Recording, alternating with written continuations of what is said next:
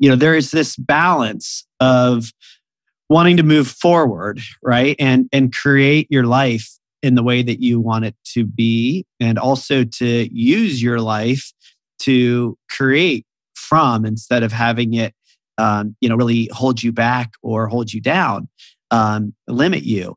But there's some real stuff that's happening here. I mean, like, as real as it gets, the abuse, the murder, the challenge of having parents separate, your autistic brother. I mean, Katy, these are things that I certainly don't look at you in the way that I think maybe you would fear people looking at you, that there's some sort of I don't know, like, sadness or pity or something, right, that you don't want. I look at you right now as you share this as, like, incredibly courageous, really strong, and beautiful. And so, I see this as just not only all of those things, but also really important for other people to hear, and not to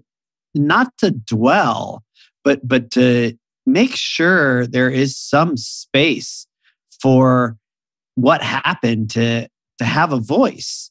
And so, look, again, there are other people in any area, in a wide spectrum of suffering, of trauma, that, I think your story, and we can talk about what you've chosen to do with it, and we can move forward, right? We can talk about that, and we will. But I think what you've shared so far is really important for others to hear, and maybe important for you to acknowledge and create, real space to allow to have, been true for you. Yeah. And to share it, and to, I'm hoping to write about it. I'm a writer. I need to write about it. And I want to do that this year. I'm hoping that coming and having this conversation with you is, in a way of holding myself accountable to myself and my wish to write about it.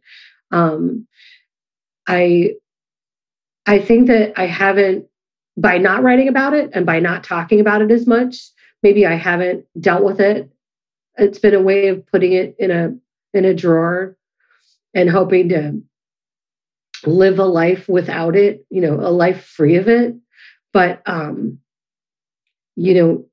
you can't do that. It's still there. It festers. It doesn't heal.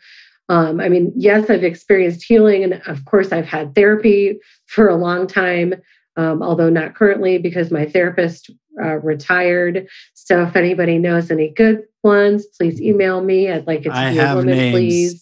Yes, I have. Oh, actually, a woman in her 60s would be great. Not to be like a weirdo, but it just helps me if it's sort of a mother figure. Gotcha. And so sharing it, I think it's, you bring those stories, you unearth them, you bring them into the light so they can heal.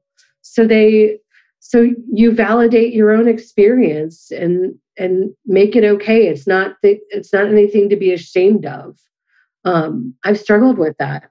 I have felt for a long time like I was in a lifeboat with other people, and that I am mortally wounded and I am hiding my wound because I don't want them to throw me overboard.